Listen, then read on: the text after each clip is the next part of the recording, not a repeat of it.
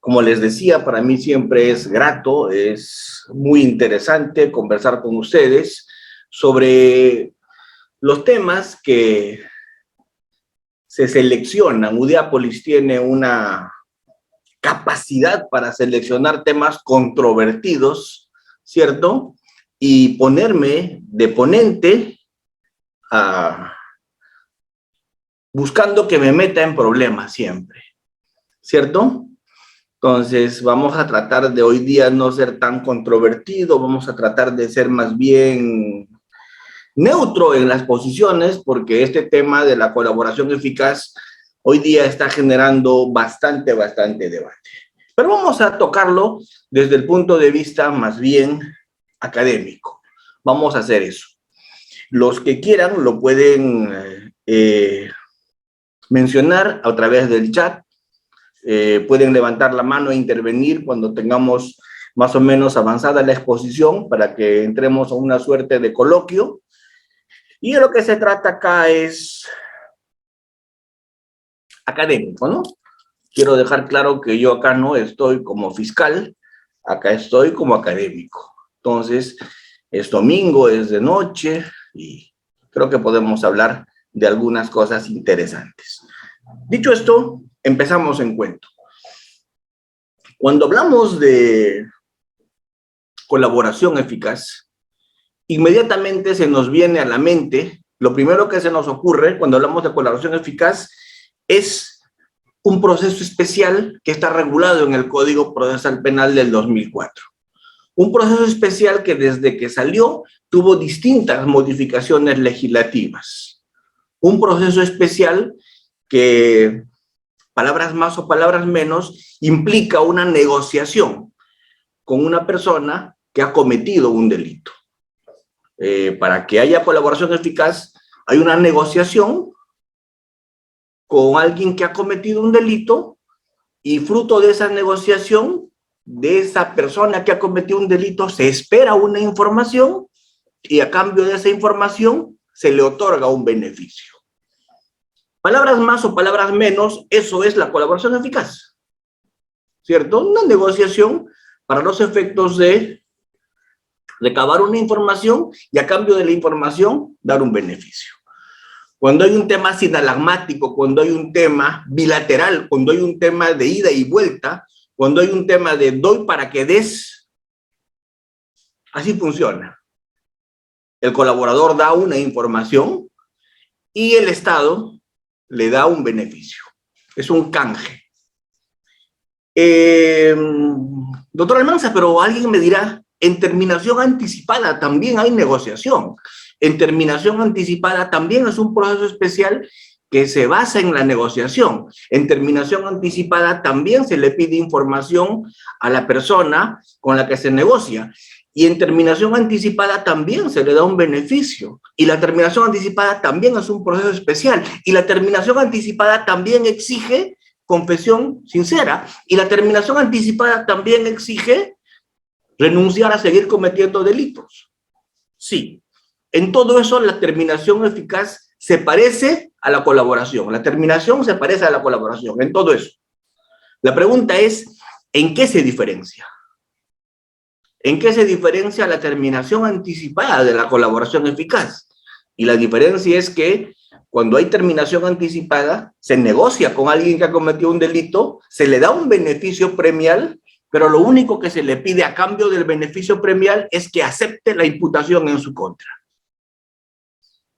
Lo único que se le pide a cambio del beneficio en terminación anticipada a la persona que ha cometido un delito es acepta la imputación fiscal. Si aceptas la imputación fiscal y me haces ahorrar el proceso penal, me haces ahorrar el trabajo de llevarte a juicio, te doy un beneficio a cambio de eso. ¿Y qué beneficio te voy a dar? Una rebaja de 1/6 de la pena concreta. Hasta ahí es bien parecida a la colaboración eficaz a la terminación anticipada. Como diría mi abuela, en ambos están negociando con delincuentes, hijo, ¿cierto? En ambos estamos negociando con alguien que ha cometido un delito. En colaboración eficaz y en terminación anticipada. Pero en terminación anticipada, el premio es fijo. un sexto, más el beneficio de confesión sincera si le tocara. O sea, beneficio de confesión sincera si es que no ha habido flagrancia, si es que no hay relevancia de la información, porque si la información que me da ya yo la había verificado, si hay flagrancia no le doy beneficio de confesión sincera, pero sí le doy el beneficio de un sexto. Pero en colaboración eficaz ahí vienen a empezar las diferencias. ¿Y cuál es la primera diferencia en colaboración eficaz? La primera fuerte diferencia en colaboración eficaz, que yo no le voy a pedir únicamente información sobre su persona. No le voy a decir únicamente al investigado que me informe sobre su persona. En colaboración eficaz, yo le voy a pedir información adicional. Le voy a pedir información que vincule a los demás miembros de su clan, de su organización, de su grupo criminal. Le voy a pedir información que me ayude a prevenir futuros delitos. Le voy a pedir información que me ayude a clarificar lo que antes se ha cometido. Con lo cual, en colaboración eficaz, yo le voy a pedir mucho más información, no solo la que le compete a él, no solo la que lo vincula a él, sino vinculación de los demás. Y obviamente, si le pido más información, el beneficio que le voy a dar va a ser mucho mayor. El beneficio en colaboración eficaz va a ser un beneficio que va a tener que ver con exención de pena en algunos casos. ¿Ven? Hasta exención de pena se le puede dar. O sea, que a una persona le eximan de pena ya es bastante. Porque pena suspendida ya estaba fuerte. Pero que le eximan de pena ya es muy fuerte beneficio, muy grave beneficio. Pero eso va a tener que verse de acuerdo con la información que dé, actuando con una suerte de proporcionalidad. Cuanto más información das, más beneficio recibes, ¿cierto? Entonces esa es la lógica de la colaboración eficaz. Tenía que empezar definiéndola. En la colaboración eficaz se negocia con alguien que ha cometido un delito, negocia el Estado con quien ha cometido el delito y a cambio de información se le da beneficios. Cuanto más información dé, mayor será el beneficio. La otra diferencia con la terminación anticipada es que en terminación anticipada únicamente se negocia con el que está siendo procesado, después de formalizar la investigación hasta antes de la acusación. Eso es terminación anticipada, momento de negociación, después de la formalización hasta antes de la acusación. Sin embargo, cuando entramos al tema de la colaboración eficaz, se puede negociar con no investigados, con imputados, con acusados, con sentenciados. Se puede negociar con todos. No hay límite. ¿Cuál es el único límite? La información que den. Si el sentenciado tiene una información relevante, se negocia con él. Se le da un beneficio. Claro, al sentenciado no le vas a dar una exención de pena. Al sentenciado le tendrás que dar una liberación condicional. Lo tendrás que soltar, ¿cierto? O tendrás que aplicarle una reducción de condena. Pero ¿qué les quiero decir? Que se negocia con todos. Entonces, eso es, en puridad, la colaboración eficaz. ¿De dónde la hemos traído? La hemos traído, obviamente, de mecanismos internacionales para combatir el crimen organizado. Porque la criminalidad organizada de un tiempo a esta parte no se puede combatir con armas convencionales. Si estamos en una guerra no convencional, tenemos que usar armas no convencionales para combatirla, ¿cierto? Ustedes saben que estamos sufriendo un fenómeno bastante fuerte de un tiempo a esta parte. Los últimos, creo que 30 o 40 años, el tema se ha incrementado demasiado. Yo recuerdo que cuando empezaba a estudiar la Facultad de Derecho en la universidad, esto ya se estaba gestando, pero como una gran ola. El tema del crimen organizado.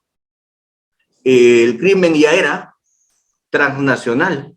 El crimen, yo recuerdo porque yo estaba en la universidad cuando se daban los problemas de los cárteles de droga en el Perú, que traficaban con los cárteles colombianos para sacar droga a México y de México meter a Estados Unidos. En ese tiempo estaba Pablo Escobar, recuerden ustedes. En ese tiempo estaba seguramente no tan fuerte, pero ya estaba en México el Chapo. Ya empezaban a haber problemas con drogas. Tan es así que se empezaron a crear nuevos delitos, como el delito de lavado de activos, con la Convención de Viena del año 88. Tan es así que con la Convención de Palermo se crea un delito de peligro llamado delito de asociación criminal, delito de organización criminal, ¿cierto? Donde la sola conformación te hace cometer el delito. Entonces estamos en un tiempo donde nos damos cuenta que la criminalidad está organizada, que la criminalidad está funcionando como empresa, que la criminalidad está traspasando fronteras, que la criminalidad está teniendo poder político porque está teniendo poder económico y entonces está siendo cada vez más difícil de combatir. Entonces, con un crimen de ese tipo, ¿qué es lo que toca? Con un crimen de ese tipo lo que toca es técnicas no convencionales de investigación, técnicas no convencionales de procesamiento. Y a veces ahí hay que dejar descansando por un momento a lo que es algunas normas axiológicas, ¿cierto? Porque si nosotros vamos a entender la colaboración eficaz y vamos a entenderla como acabo de plantearla, estamos hablando de negociar con una persona que ha cometido un delito. Y es más, con una persona que ha cometido un delito grave, porque la colaboración eficaz solamente se da para delitos graves. ¿Esto qué quiere decir? Que estoy negociando con alguien que ha cometido un delito grave. Estoy negociando con alguien que ha cometido narcotráfico, lavado de activos, terrorismo, con alguien que ha cometido un delito de mega corrupción. Entonces yo pregunto, si estoy negociando con alguien que ha cometido un delito tan grave y le estoy ofreciendo exención de pena, el tipo no va a pagar lo que ha hecho, obviamente alguien me dirá que no es abogado, qué injusto. Alguien me dirá que no es abogado, qué mal. Eso es antiético, me dirán, ¿cierto? Yo le diré sí, porque la colaboración eficaz no se basa ni en moral ni en ética. La colaboración eficaz se basa en algo que se denomina análisis económico del derecho. Se basa en costo-beneficio. ¿Qué quiere decir esto? A veces toca hacer un juicio de ponderación y decir qué me conviene más como Estado. Encerrar hasta que se muera en un penal a este señor que ha cometido un delito grave, o que me dé información para repatriar fondos que han sido birlados de las arcas del Estado. Y obviamente, haciendo un análisis costo-beneficio muy frío, yo podré decir, me conviene mejor que la plata regrese, ¿cierto? Y que aun cual no fuera, él se vaya librado. Costo-beneficio. Pero ahí viene el kit del asunto. Y ahí viene el tema más importante que les voy a decir esta noche en colaboración eficaz. La información que tiene que dar el colaborador, la información que tiene que brindar el colaborador, tiene que ser una información de difícil o imposible consecución. Porque es absolutamente desatinado, es absolutamente impresentable, no debería darse la posibilidad de negociar con alguien que ha cometido un delito cuya demostración es fácil para el fiscal o cuya información relevante el fiscal la puede conseguir por sus propios medios. ¿De acuerdo? La pregunta es, ¿cómo yo negocio y por qué negocio con un criminal y por qué le ofrezco rebaja de pena, por qué le ofrezco extensión de pena, por qué le ofrezco pena suspendida, por qué le ofrezco beneficios si la información que él me va a dar yo como fiscal la puedo conseguir? Sería absurdo negociar en esas condiciones. El fiscal puede pedir levantamiento secreto de comunicación, el levantamiento secreto bancario, meterse en reserva bursátil, tributaria, hacer allanamientos, hacer geolocalizaciones. En investigación se lo puede hacer todo. Entonces, si el fiscal por sus medios puede llegar a esa información, no tiene que regalar beneficios en colaboración. Se da el beneficio en colaboración en tanto y en cuanto esa información que el colaborador va a proporcionar o va a suministrar sea una información de imposible consecución o de difícil consecución. ¿Cierto? Porque si a esa información el fiscal puede llegar, no debería negociar. porque el fiscal va a llegar a esa información y debe en ese caso darle todo el peso de la ley a la persona que cometió el delito. ¿Por qué se le va a dar un beneficio? Si esa información es una información que el fiscal podría obtener. ¿De acuerdo? Yo no estoy hablando de ningún fiscal en específico, como me dicen en el chat. Yo estoy hablando en genérico. Yo estoy hablando cómo debería ser la colaboración eficaz. ¿Cuál es la esencia de la colaboración eficaz? A eso me estoy refiriendo. Yo no soy quien para meterme en el trabajo que hacen fiscales X o fiscales Y. Primero porque desconozco su información como para poder opinar, ¿cierto? Pero lo que sí conozco son las normas internacionales. Lo que sí conozco es la Convención de Viena, lo que sí conozco es la Convención de Palermo, lo que sí conozco es la ratio de la colaboración eficaz. Y sí conozco cómo se aplica en Estados Unidos y cómo se aplica en Europa. Eso sí conozco. Y de eso puedo hablar. ¿De acuerdo? Pero no voy a hablar de lo que está haciendo tal o cual fiscal y si eso me parece correcto o no. ¿Cierto? Porque creo que eso no me toca, eso no es académico y menos serio, porque ¿cómo voy a hablar de algo cuya información no conozco? ¿Cierto? Entonces, eso quiero dejar claro. La colaboración eficaz es una última ratio. La colaboración eficaz no se debe usar ni abusar. La colaboración eficaz es únicamente en circunstancias muy específicas. Esto es cuando la información que yo voy a obtener no la puedo conseguir de otra forma. Ahí toca negociar con el colaborador eficaz. Si esa información se puede conseguir, no hay negociación. ¿Qué cosa habrá? Terminación anticipada. Señor, acepta cargos y te voy a dar un sexto por ahorrarme el juicio. Hasta ahí le puedo ofrecer si es que su información no es relevante. Ahí puedo negociar, pero no negociar colaboración eficaz. ¿De acuerdo? Porque la colaboración eficaz exige, la colaboración eficaz requiere, necesita. Se tiene que, en colaboración eficaz, tener necesidad de información de imposible o difícil consecución. Voy a poner un ejemplo solamente ilustrativo. Solamente ilustrativo. Nosotros hemos visto una empresa criminal muy grande. Para que ustedes vean cómo son las empresas criminales. Normalmente hemos visto narcotráfico, ¿cierto? Seguramente hemos visto lavado de activos también. Los papeles de Panamá, recuerdan ustedes. Hemos visto narcotráfico. Pero de un tiempo a esta parte estamos viendo muchas organizaciones criminales muy importantes de otros delitos.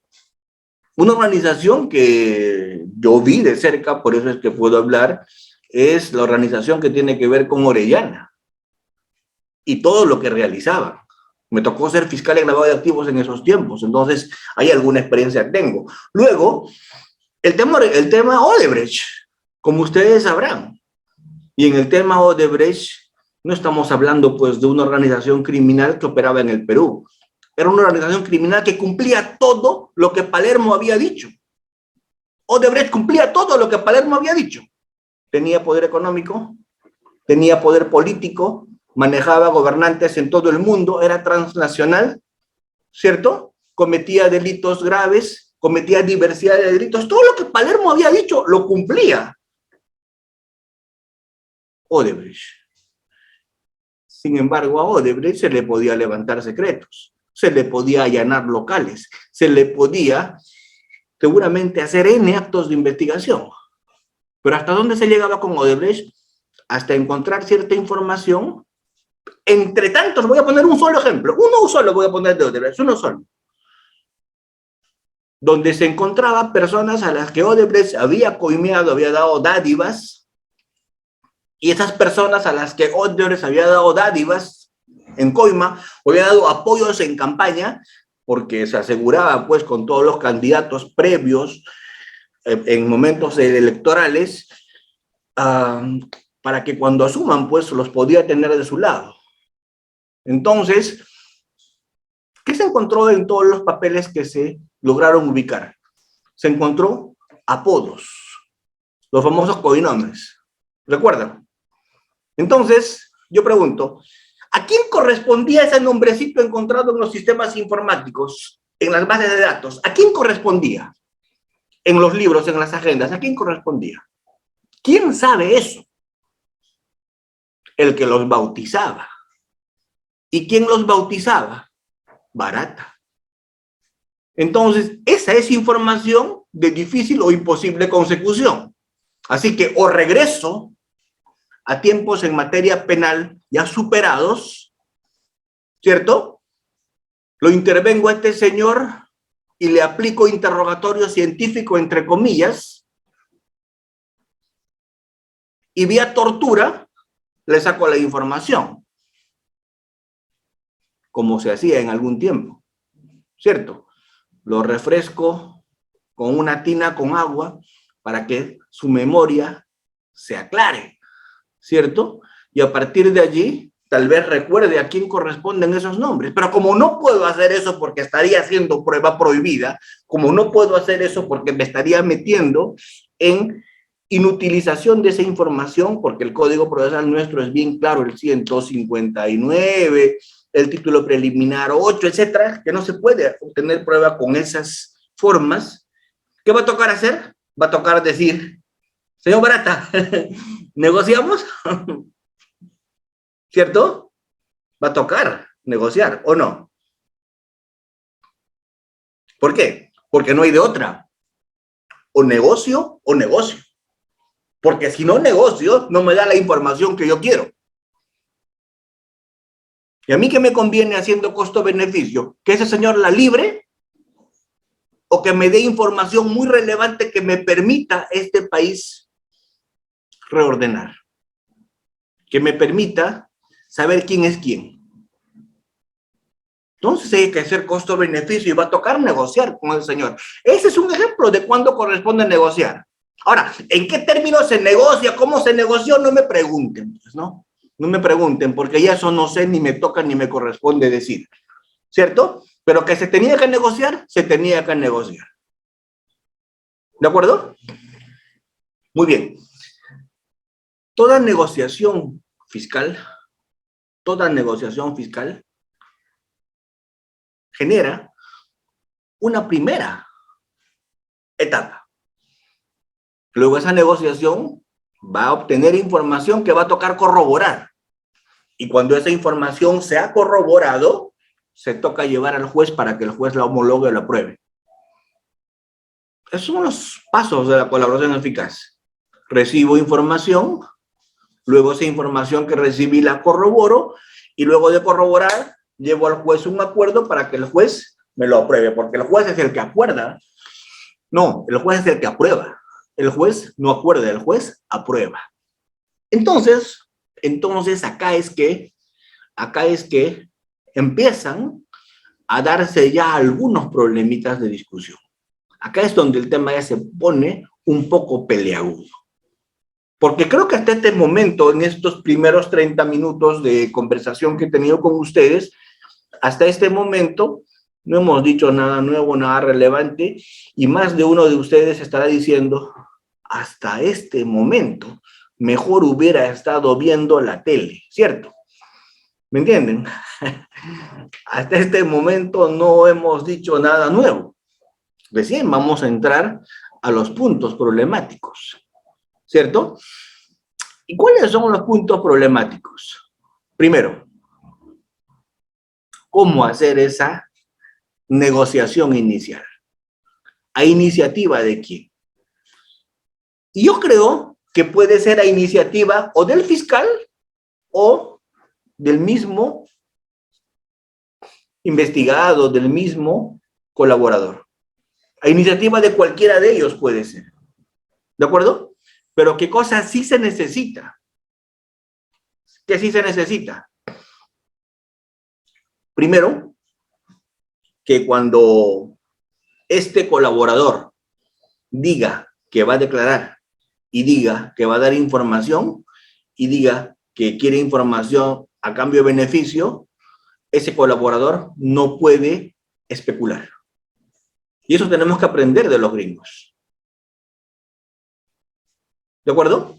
¿Por qué? Porque si ese colaborador está viniendo a especular con el fiscal, eso debería costarle bien caro. ¿Qué significa eso? Cuando negocias en Estados Unidos, cuando negocias en Europa, te hacen leer una tablita y dice, ¿juras decir la verdad? ¿Solo la verdad? ¿Toda la verdad? ¿Nada más que la verdad? Si la respuesta es sí, uf, qué fuerte lo que acabas de jurar. ¿Qué significa decir la verdad? No decir mentiras. ¿Qué significa decir solo la verdad? No me agregues cosas falsas. Dime la verdad, pero no me agregues cosas falsas. ¿De acuerdo? Toda la verdad. ¿Qué significa decir toda la verdad? No te calles nada que sepas, porque si te callas algo, ya no me estás diciendo toda la verdad. Vamos, miren, esta partecita que tal vez para muchos, podría, para muchos podría, esta partecita. Voy a entrar a una partecita pequeñita que tal vez para muchos podría tener algún nivel de complicación. Esta partecita. Una cosa es que yo le diga al colaborador, me tienes que decir la verdad, que es lo que se dice en el Perú. Me tienes que decir la verdad. Y eso está mal, pues. Porque a mí no me interesa que me diga la verdad. A mí me interesa que me diga toda la verdad. ¿Qué quiere decir eso? Que si sabías algo más y no me lo dijiste, y mañana me entero yo que tú sí sabías eso y no me lo dijiste, pierdes el beneficio. Eso se llama decir toda la verdad. ¿Correcto? Porque si me dice la verdad, puede ser así chiquita. Yo le estoy pidiendo toda la verdad. Todo, todo. No te guardes nada. Y segundo, nada más que la verdad. ¿Qué quiere decir eso? No me agregues mentiras. ¿Cierto? Si incumples eso, vamos a tener problemas. Te prometo que vamos a tener problemas. Porque si incumples eso, vamos a tener problemas. ¿Y qué problemas vamos a tener si incumples eso? Si incumples eso, el problema que vamos a tener es que vas a perder tu beneficio. Porque te habrías burlado de nosotros. Y es lo primero que los gringos le dejan claro al colaborador. Toda la verdad. Solo la verdad. Vamos, 2. Esa información puede ser de 2 clases. Porque hay 2 clases de colaboradores eficaces. No se equivoquen. No hay una sola. Hay 2 clases de colaboradores eficaces. ¿Y cuál es la primera clase de colaborador eficaz? El colaborador eficaz informante y la otra clase, el colaborador eficaz testigo. ¿Quién es el colaborador eficaz informante? Ese nunca va a ir al juicio a declarar, porque ese es solo un informante. ¿Ese qué sabe? Ese sabe información que en corroboración el fiscal la va a tener y la va a usar esa información sin necesidad del colaborador. ¿Quién es el colaborador informante? Ese que sabe dónde está la cosa. Yo sé dónde están las armas. Yo sé el número de cuenta. Yo sé en qué banco. Yo sé en qué línea aérea viajaron y en qué hotel se hospedaron. ¿Se entiende? Ese colaborador informante le dice al fiscal dónde preguntar. Y nadie se enteró que alguien colaboró. Todos se preguntarán y dirán cómo el fiscal intuyó que en ese hotel se habían hospedado. ¿Cómo el fiscal supo que en esa aerolínea habían viajado si hay 500? ¿Me entienden? Entonces, ¿por qué es eso? Porque había un colaborador informante que dio el dato. Exactamente, es el soplón, como dicen en el chat, o como dicen en Colombia, es el sapo, ¿cierto? Llámale como quieras, yo le prefiero llamarle informante, ¿cierto? Llámale como quieras. ¿Ves? Entonces, ese es el colaborador informante. ¿Y cuál es el otro colaborador? El otro colaborador es el colaborador testigo. Ese es el más fregado de todos. Ese es el más peligroso de todos. Porque el colaborador testigo no me da información verificable. Me dice, eso yo no te voy a decir dónde está. Eso yo lo vi. Ese colaborador testigo toca llevarlo a que testifique. Toca llevarlo a que testifique con identidad cambiada, con distorsionador de voz, con videoconferencia, etcétera, etcétera, etcétera, y todas las medidas de protección que se le pueden dar, ¿cierto? Pero el colaborador informante es muy peligroso. ¿Por qué? Porque normalmente, con tanta corrupción, con tanto poder que a veces tiene el crimen organizado, su identificación se puede saber o no. Y si es crimen organizado, y si es delitos graves, el colaborador no va a recibir un memorándum de llamado de atención, créanme. Al colaborador le va a pasar algo seguramente peor. Le van a mandar un mensajero en moto, ¿cierto? Así es. Entonces, ese colaborador no creo que la vaya a pasar bien. Entonces, por eso es que ese colaborador testigo es el más peligroso. Yo prefiero 1000 veces un colaborador informante que un colaborador testigo. Y desde que se acerca y le dice al fiscal toda la verdad, solo la verdad, desde que le dice eso al fiscal, y el fiscal está verificando esa información, en teoría, subrayo en teoría, repito en teoría, ese colaborador ya no debería seguir cometiendo delitos. Porque una condición en colaborador eficaz es, desde que me acerco a colaborar, me estoy desligando de la organización criminal, ¿cierto? Pero es en teoría, porque en la práctica es un poco utópico. Y además al fiscal tampoco le conviene que lo desligues de inmediato, ¿sí o no? Porque cuando todavía tiene contactos, puede dar y seguir dando algún nivel de información. Entonces no es bueno tampoco desligarlo de un momento a otro. Claro, seguramente muchos que no conocen el tema en la práctica les van a decir, no, se tiene que desligar. O sea, que si se tiene que desligar, mejor le pones su cartel colaborador eficaz, pues.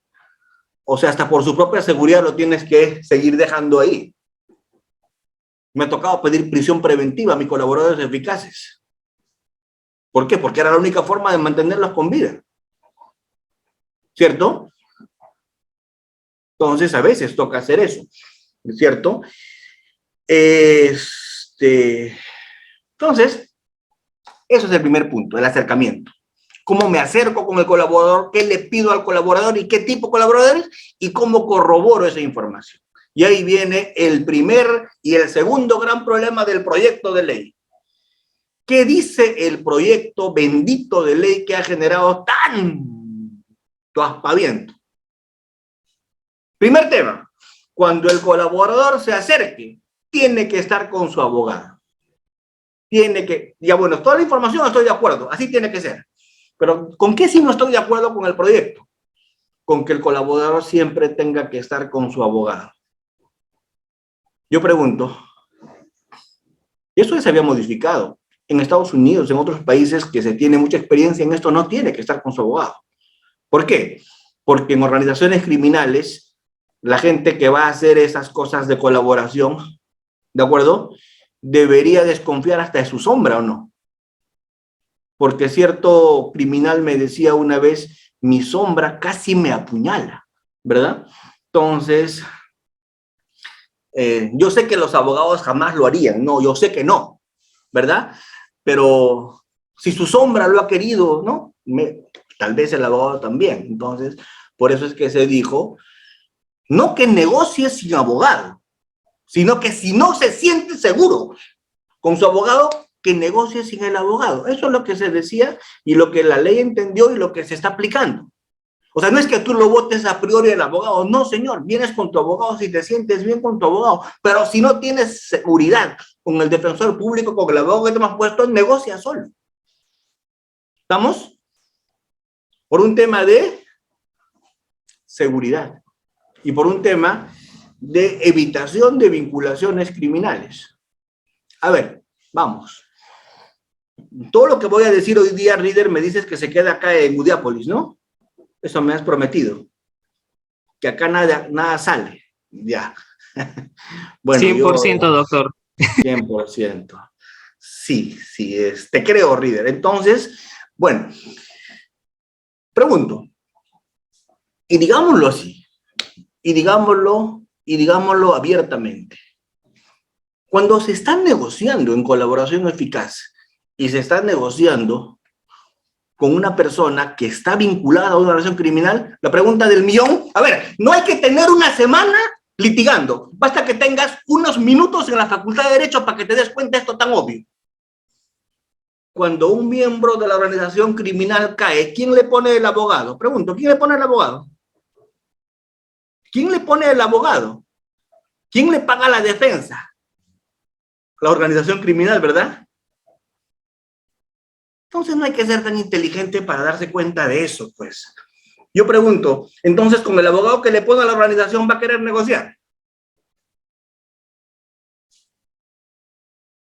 Ya pues, entonces no seamos cándidos. O sea, cuando dan ese tipo de leyes en el Congreso, es una de dos. O están jugando el pared con el crimen organizado, o no entienden nada, o no se han dado cuenta de nada. O están alejados de la realidad. Es una de dos. Es una de dos. Porque no se puede ser tan tonto ni tan ingenuo. ¿De acuerdo? Entonces, ahí hay que tener mucho cuidado con ese tema del abogado por esa razón. Dos, cuando estamos recibiendo la información del colaborador, y ese es otro gran tema con el que nos hemos puesto a discutir de un tiempo a esta parte, es ¿cuánto tiempo dura la corroboración? Y le han puesto un plazo en la norma, ¿vieron? En ese proyecto. Le han puesto un plazo. Yo pregunto, ¿el que le ha puesto ese plazo tiene idea de cómo es una corroboración? ¿Alguna vez habrá hecho alguna corroboración? ¿Sabrá cómo se hace una situación de corroboración? Ese es el gran problema, pues, doctores. Si no tenemos idea cuánto dura un agente encubierto, si no tenemos idea de cuánto dura una información que tenemos que obtener vía cooperación internacional, si no tenemos idea de cuánto duran este tipo de procedimientos, podemos ser capaces de decir 8 meses, 5 meses, 6 meses. Podemos ser capaces de decir eso. ¿Por qué? Porque no tenemos la más mínima idea de cuánto dura en la vida real esto. Entonces le ponemos un plazo, el papel aguanta todo finalmente, ¿cierto? Pero yo creo que, y lo digo con todo respeto, cuando se legisla de esa manera, se debe llamar al Ministerio Público, se debe llamar a los fiscales que están viendo estos casos y preguntarles, así por curiosidad, ¿no? Oiga, ¿y por qué será que no, el abogado a veces no debe estar? Por curiosidad, ¿no? ¿Cuánto tiempo dura el tema de la corroboración? Por curiosidad, ¿no? ¿Y cómo se hace esto? Pero no, pues, no, nada de eso, nada de eso. Entonces, eso genera problemas de éxito en la lucha contra el crimen organizado. ¿Por qué? Porque a veces toca trabajar sobre la base de colaboradores. Porque a veces solo se puede remontar en esta lucha contra el crimen organizado con ese tipo de herramientas como la colaboración eficaz. ¿Cierto? Los que tienen más experiencia en esto, los países que han trabajado mucho con esto, lo saben y dan fe de eso. ¿Cierto? De que esa es una herramienta muy importante para conseguir objetivos, pero se tiene que saber llevar la herramienta, pues. Si le pones problemas de este tipo, ¿cierto? ¿Qué cosa hubiera sido acertado en la norma? Lo digo, anoten. Si están ahí algunos de ustedes, miembros del Congreso, escuchándome, anoten.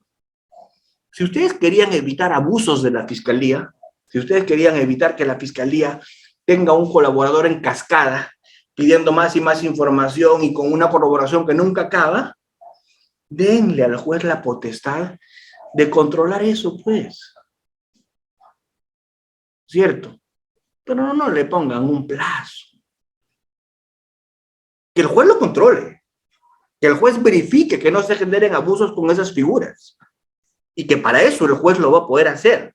Pero no le pongamos un plazo. Porque ahí sí nos vamos a empezar a complicar. Luego, la información del corroborador no se puede utilizar como testigo. Ahí sí, provoca conseguir alfalfa. ¿Pero para qué? Para hacer un jugo y beberlo y relajarme. A eso me estoy refiriendo. ¿Cierto? No me tomen a mal.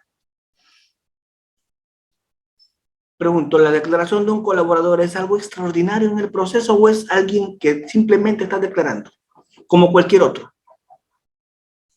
Esto es del mismo director, tienen derecho a mentir en el proceso a los investigados. Del mismo director de que, no sé si ustedes han escuchado estos absurdos como el que para pedir prisión preventiva hay que tener prueba. ¿Cierto? Entonces, pues cuando alguien dice eso en una conferencia que para pedir prisión preventiva, dice que pruebas, pruebas, señor. Entonces yo levanto la mano.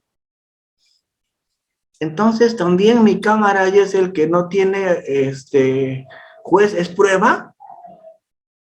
No, eso no. Pues, ¿en qué estamos? ¿No estamos en investigación? Entonces, ¿qué? Cuando te conviene a tus intereses es prueba y cuando no te conviene no es prueba. Nada es prueba cuando estamos a nivel de investigación.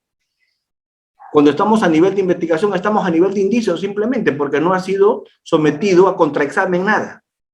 Entonces, la declaración de un colaborador es tal y cual la declaración de la señora de la esquina que dice Almanza es un muchacho bueno. Imagínate, si dice que es muchacho ya, ¿no? Entonces, ¿qué declaración, señor? ¿Qué corroboración? La corroboración no es para que valga en el proceso en el que se va a usar como medio de información. La corroboración es para los efectos del beneficio que él va a recibir. Porque si él da una declaración, esa declaración se puede usar como declaración de una persona protegida. Si no le quieres llamar testigo, no digas testigo, pero una persona protegida. Igual que puede ser cualquier parroquiano y cualquier particular. Yo pregunto, todas las declaraciones de los seres humanos a nivel de investigación deberían valer lo mismo. ¿Por qué el del colaborador va a valer menos? O sea, yo pregunto, a ver, denme una razón. O sea, a ver, ¿por qué la declaración del colaborador para ser valorada en una prisión preventiva, para ser valorada en una decisión previa, tiene que ser corroborada con altísimo nivel de corroboración o no puede ser usada para eso como testigo? ¿Por qué? Denme una razón. ¿Por qué es un colaborador? ¿Y ahí por qué es un colaborador, es un mentiroso? ¿Por qué es un criminal? Y encima traidor. ¿Por eso es mentiroso? Yo diría por eso es más creíble. Porque a diferencia de la señora de la esquina, o del tío del bodeguero de la esquina que me está contando y me está diciendo algo, ese colaborador tiene mucho más que perder si miente. Entonces, todos los testigos a nivel de investigación están dando información no sujeta a contraexamen. Por eso es que yo en son de broma digo cuándo y cómo se valora una información para dar prisión preventiva. ¿Cómo se valora? ¿Y saben cómo se valora una información para dar prisión preventiva? ¿Se valora porque ha sido sometida al contraexamen? No, señor, porque todavía estamos en una estación en que no ha habido juicio y no ha habido contraexamen y no tenemos prueba. ¿Cómo se valora entonces? ¿Cómo se valora la declaración de Juan Pérez? ¿Cómo se valora? Solo eso, ¿cómo se valora? La declaración de Juan Pérez, la declaración de Perico Los Palotes a nivel preliminar o a nivel de investigación preparatoria, ¿cómo se valora? ¿A partir de qué se valora? Y se valora a partir de su corroboración con otros elementos en el momento de que hace el análisis el juez de la prisión preventiva. Si hay más testigos, será más creíble. Si eso se corrobora con un video, también será creíble.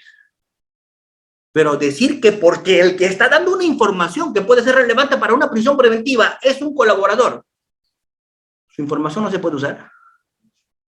¿Por qué? ¿No es una información acaso? ¿No es una versión acaso en investigación? ¿Cuál es la razón? ¿Por qué? ¿Porque es un colaborador? Todas las versiones a nivel de investigación tienen el mismo estatus. ¿Y cuál es? Indicios. Todas las versiones a nivel de investigación son elementos de convicción simplemente. Ninguna es prueba, a menos que se haya hecho una audiencia de prueba anticipada. Por lo tanto, cuando una prisión preventiva se pide, con eso es que se solicita. Y con eso es que se valora. Y con eso es que se dicta. ¿Por qué? Cuando viene a declarar el chino de la esquina, valoramos. ¿Y por qué cuando viene el colaborador no? ¿Por qué? ¿Cuál es la diferencia entre ambos? Que uno es colaborador, debería dar más credibilidad, porque él tiene mucho más que perder con lo que está declarando. Doctor, pero es testigo impropio. Sí, seguramente. Pero también está declarando, y la información del investigado y el argumento más contundente que me han dado para decir que el colaborador no debe ser usado es porque es un procesado. Y le dije yo, ¿y saben cuál fue la respuesta? Tiene derecho a mentir. Y ahí sí apago la luz y me voy a mi casa, pues. Porque ahí sí estoy conversando con un analfabeto jurídico. Porque si me dicen que un procesado tiene derecho a mentir, es un analfabeto jurídico total. ¿Por qué? Porque ni siquiera sabe lo que es un derecho. Ni siquiera sabe lo que es un derecho subjetivo. Ni siquiera entiende cuándo es un derecho y cuándo es una permisión. Ni siquiera entiende cuándo es un derecho y cuándo es una conducta neutra. Ese ser humano pues no hizo facultad de derecho primer ciclo, no estudió pregrado. No sabe lo que es un derecho subjetivo simplemente. Y le tengo que decir, papá, para que tú tengas un derecho, entiende, necesitas tener derecho a tutela judicial efectiva. Si tú tienes la posibilidad de irte en tutela judicial efectiva para exigir que eso se te dé, tienes un derecho. Si no, no. El procesado, cuando miente y no le dejan mentir, ¿qué va a ejercer? ¿Qué va a decir?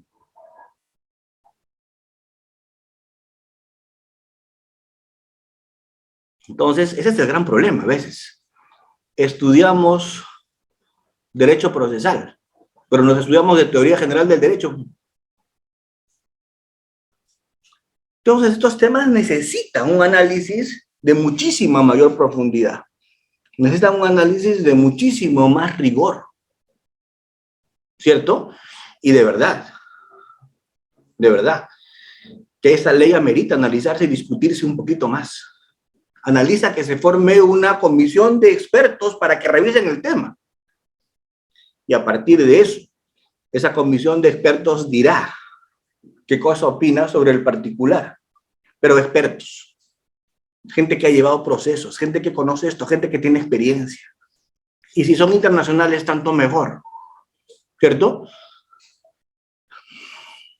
Si gastamos millonada en traer gente para que nos enseñe cómo hacer parques, gente de fuera hemos traído para que nos enseñen a hacer parques, ¿por qué no les podemos preguntar cómo hacer una colaboración eficaz en el Perú? Si tenemos los expertos. Antes de sacar leyes de ese tipo. Yo no quiero entrar en subjetividades, porque si entrar en subjetividades, diría, ¿quién está atrás de esos tipos de normas? ¿Quién está atrás de esos proyectos de ley con esos grandes vacíos, con esas grandes falencias que podrían generar impunidad? Si fuera subjetivo, diría eso. ¿Quién está atrás? Pero como no soy subjetivo, lo único que voy a decir es, llamen expertos, llamen al que sabe, porque al parecer ustedes son simplemente padres de la patria y desconocen algunas cosas. ¿De acuerdo? Este tema, doctor, es un tema muy bonito. Es la corroboración, la homologación, la utilización, la pérdida del beneficio. Este tema da para 3 sesiones seguidas. Por eso es que el líder me dice, doctor Almanza, esta es la introducción al tema que usted está haciendo. Y usted va a venir el próximo domingo a continuar. Y yo le digo, espero que no. Espero que hasta eso ya no haya necesidad y que esto se haya discutido y se haya arreglado y esté caminando mejor. ¿Sí? Qué pena, miren. Tenía 1 hora y se me terminó. Y lo expreso con pasión, sí. ¿Y por qué lo expreso con pasión? ¿Saben por qué? Y lo voy a decir, porque me lo están preguntando. ¿Por qué lo expreso con pasión? porque ya estoy harto de ver estadísticas todos los días en los penales de microcomercializadores de drogas. Pura mula de droga en el penal. O puro raquetero de 2 por medio en el penal. Me encantaría ver a alguien por corrupción en el penal. Y me encantaría ver a alguien por crimen organizado en el penal. Pero parece que queremos que nuestro sistema sea una moledora de carne de pobre, pues, ¿no? Y que para eso se esté reservada las sanciones penales. Veo 2 participantes que han levantado la mano, Cristian y Angelo. 3, 4. Vamos a llegar hasta donde se pueda. Excelente, doctor. Sí, entonces llegamos hasta las 9. No, mentira, doctor. Doctor Cristian, doctor Cristian, muy buenas noches, está activo su audio. Buenas noches con todos, buenas noches, doctor Frank. Como Adelante. siempre, un placer poderlo escuchar y entender desde diferentes visiones, ¿no? Justamente el derecho es eso, ¿no? Ver desde diferentes visiones estos temas tan importantes. Doctor, tenía un par de preguntas. La primera era si había algún tema bueno, con su experiencia que usted ha tenido, ¿no? De que fiscales hayan podido tomar información de estos aspirantes a colaboradores eficaces y no hayan decidido continuar con el proceso de colaboración, y esta información que se le ha brindado al fiscal, ellos la hayan podido utilizar dentro de un proceso, ¿no? El fiscal apartando a estas personas como colaboradores, pero utilizando la información que tienen. Y la segunda pregunta es que en algunas oportunidades, escuchando exposiciones de usted también, lo escuchaba decir que el caso de estos, de Barata, por ejemplo, ¿no?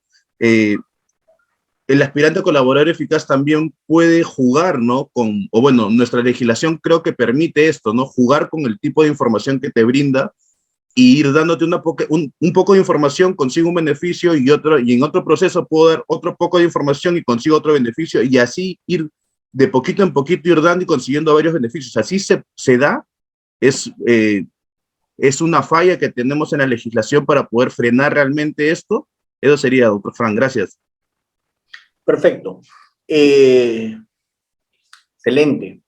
Con esa pregunta, Reader, ya damos por terminado porque ya es muy amplia. No. Lo que pasa es que es una pregunta bastante compleja. Miren,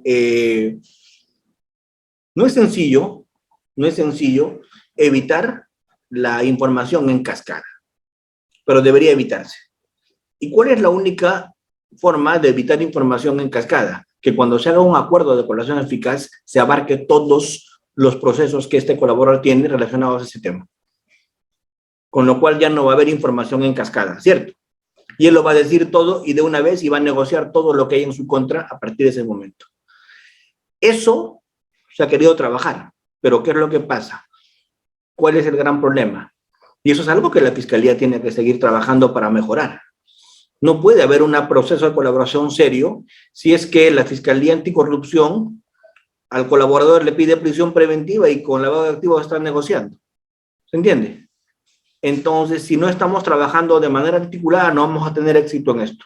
Se tiene que trabajar de manera articulada y una negociación tiene que abarcar todo lo que atañe a esta información, claro, relacionada con lo que está colaborando, ¿no? Entonces, eso es algo que todavía se tiene que trabajar y perfeccionar y pulir para que eso pase, ¿cierto? Ahora, lo otro, que la información que el fiscal reciba tenga vida propia, eso es correcto. Ahora, ¿qué ocurre? A veces el acuerdo se cae, pero no porque el fiscal se le cayó, se cae por falta de corroboración. De parte del fiscal solo se va a caer por eso, ¿cierto? Por falta de corroboración, ¿no? Pero cuando el fiscal acepta y elabora el proyecto de convenio, ahí sí se puede caer, pero ¿saben por quién? Ahí sí se puede caer todavía por el juez. Porque ahí el juez ahí puede no homologar o poner algún tipo de cuestionamientos. Y no te olvides que todo proceso de negociación en nuestro modelo, que es un modelo que lo voy a decir, ¿no? Lo voy a decir. De un tiempo a esta parte yo me siento insultado cuando me dicen procedimentalista. porque yo creo que los que seguimos procesal no somos procedimentalistas, por cierto, los que seguimos procesal somos estudiosos de las figuras, estudiosos del fondo del tema, de qué se pretende con la colaboración, qué se pretende con la terminación anticipada, y cuando hacemos algún nivel de análisis siempre buscamos focalizar desde algún punto de vista, ¿cierto? Entonces, cuando hagamos una discusión sobre todo de colaboración eficaz y en foros serios, yo lo que le voy a decir a alguien, como la vez pasada que discutimos en colaboración eficaz y yo di alguna ponencia sobre esto, le pregunté a mi oponente, que hablaba mucho más apasionadamente que yo incluso, le dije, ¿en qué escuelas basa sus postulados? Tal vez en la garantista de Ferraioli, tal vez está siguiendo usted, no sé, la escuela del racionalismo, tal vez está siguiendo la escuela de Tarufo, no sé, dígame en cuál, porque a partir de ahí voy a entender la seriedad de su opinión. Como le decía anoche en la Facultad de Derecho a uno de mis participantes cuando conversábamos, seguramente me está escuchando acá, con el tema de la prueba de oficio, ¿no? O sea, si tú me hablas de prueba de oficio y me dices que no estás de acuerdo, fundamenta tu posición. Y me encantó la fundamentación de posición. Me dijo, mire doctor, yo sigo a Ferraioli, la escuela garantista, ¿cierto? He estudiado en Argentina con Alvarado Belloso y a partir de ese punto de vista yo le puedo decir que cuando hay duda, lo que le toca hacer al juez es absolver. Y cuando hay duda, no puede hacer prueba de oficio, porque si hace prueba de oficio ante la duda, se está llevando de encuentro el principio del indubio pro reo. Si hay duda, toca absolver. 20. Eso es pensar, eso es razonar. Doctor, ¿no está de acuerdo conmigo? No, hermano, discrepo de frente a frente con lo que tú dices. Estoy en la orilla opuesta a lo que tú dices. Pero tienes 20. ¿Por qué? Razonas. Jurídicamente me está respondiendo. Doctor, ¿y usted por qué no está de acuerdo conmigo? Porque yo sigo la escuela Tarufo, hermano. Yo creo que más allá del indubio pro reo está la verdad y la justicia, que es el fin de todo proceso. Y nos metimos en un tema ya distinto, ¿cierto? Pero ese es el nivel que tenemos que tener en una discusión sobre ciertas figuras.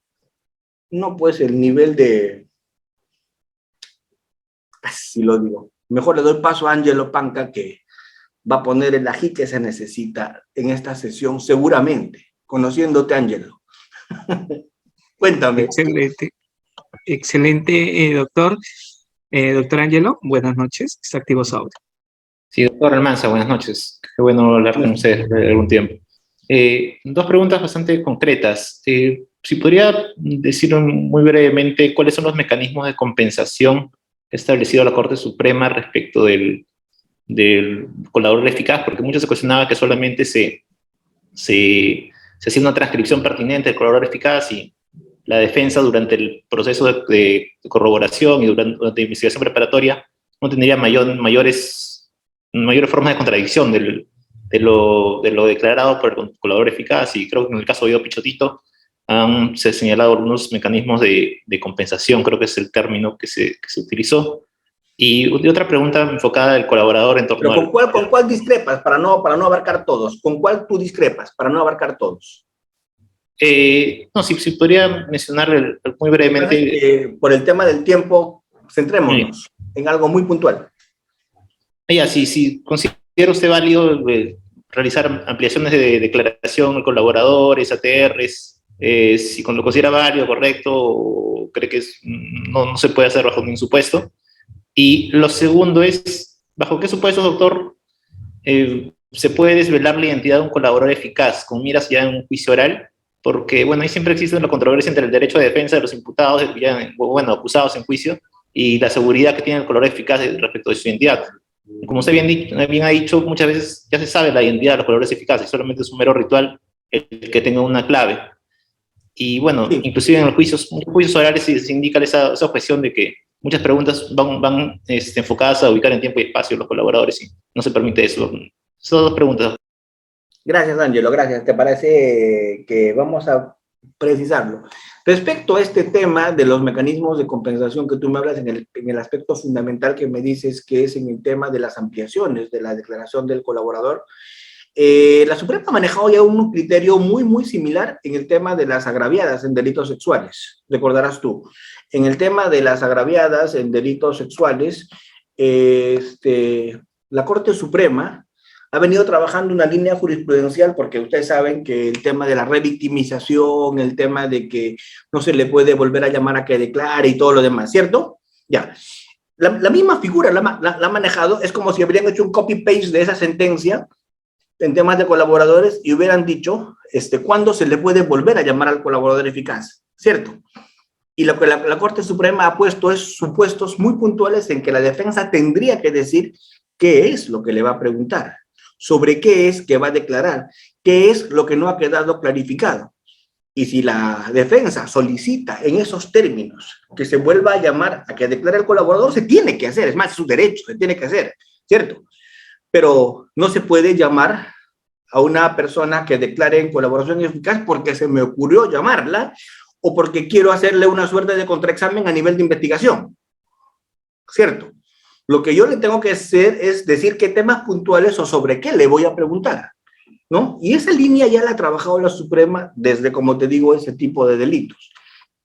Ahora, en la otra parte de tu pregunta, y ahora sí, después de ti ya me tengo que ir, Angelito, y con los demás, uy, qué pena con Reader también, pero la otra parte de tu pregunta, ¿hasta qué punto se puede develar la identidad del colaborador eficaz? Y por eso te tenía que decir, si normalmente vamos a trabajar con colaboradores testigos, ese va a ser el riesgo. Lo que pasa es que nuestra cultura nos está permitiendo las más de las veces trabajar únicamente con colaboradores testigos, ¿cierto? Entonces, ¿qué ocurre cuando tenemos colaborador testigo? Necesita el abogado defensor poder hacer contraexamen porque esa va a ser la única forma de poder debilitar su versión, ¿cierto? Pero yo estoy seguro de que en algún momento vamos a evolucionar en los países latinos de manera tal que ya no vamos a necesitar a los colaboradores testigos, ¿de acuerdo? Vamos a trabajar casi siempre con colaboradores informantes, porque el colaborador testigo es bien difícil que